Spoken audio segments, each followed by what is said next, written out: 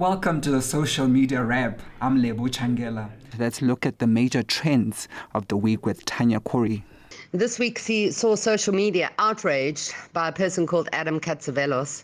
He plunged the country back into the racism heated debate. South Africa took action when the video surfaced of Katsavelos using the K word and describing a beach in Greece as heaven because it didn't have black people on it.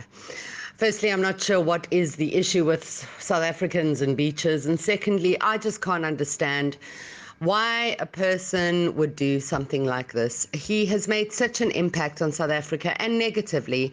Brands have distanced themselves, friends and family have condemned his actions, various human rights bodies have taken actions, and political parties are now using it as cannon fodder. Social media, on the other hand, turned kangaroo court, and almost instantly it released his home address, his telephone number, and other information as they took up guns. Another big story was the land expropriation. It's still top of the conversation pile, and it's no wonder because Trump has weighed in on the so-called killing of white farmers. He allegedly is putting a report together about the mass killing of white farmers in South Africa, making the debate even hotter than it already was and adding fuel to a fire that was absolutely unnecessary. So between Trump and Katsavelos this week, social media hasn't been a happy space. The state capture inquiry also made a huge impact as that kicked off, and people are waiting for justice.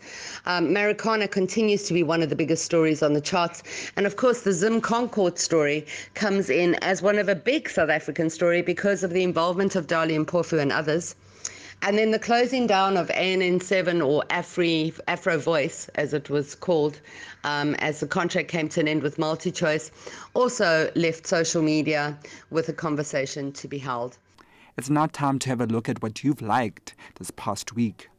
South African advocates being granted permits to represent MDC in Zimbabwe Concord case, and Zimbabwe police on high alert ahead of election court bid. Close on its heels, users were very interested in the story about 3 PSL teams forced to share Peter Mokaba Stadium. The article on actor Silo Sibotsane in court on domestic violence charges also brought traffic to our website. And finally, users were interested in IFP leader Mangosuthu Buthelezi saying the ANC owes him an apology.